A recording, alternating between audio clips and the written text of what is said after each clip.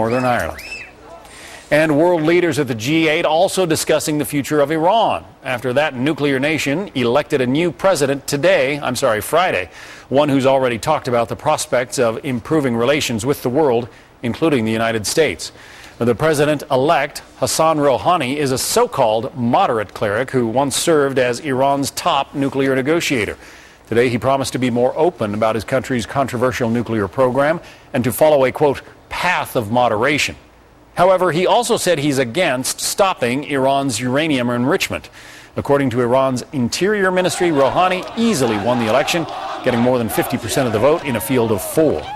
Chief Fox Report correspondent Jonathan Hunt is live with more from our New York City newsroom. Jonathan, the president-elect seemed to be moderate and hardline, all in the same news conference. Yeah, he did, and that raised the question for many Iran observers, what exactly was the president-elect trying to do? Is he perhaps playing for time, as Iran's leaders have done before, or was he perhaps treading a fine line, aware that he was elected by moderates, but also aware that he needs to please conservatives prior to actually taking power in August? As for Iran's nuclear ambitions, he told the United States it needs to stop bullying Iran, but at the same time seemed to hold out the hand of compromise. Listen.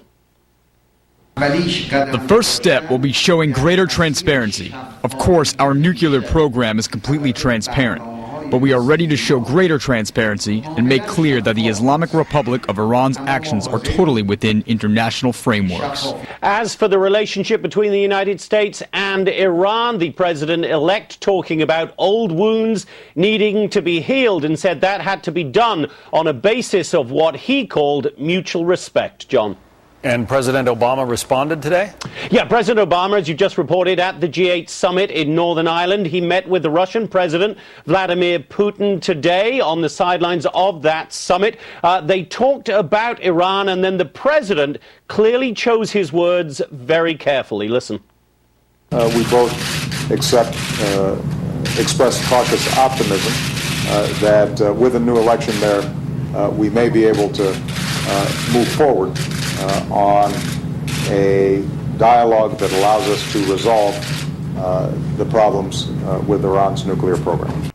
And the reason for that caution is because the president-elect doesn't have the real power anyway. Even when he becomes president, that power lies with this man, the Ayatollah Ali Khamenei. He is Iran's supreme leader. Without his blessing, the president-elect would not be the president-elect, and he wouldn't remain president very long if that blessing was ever withdrawn. John?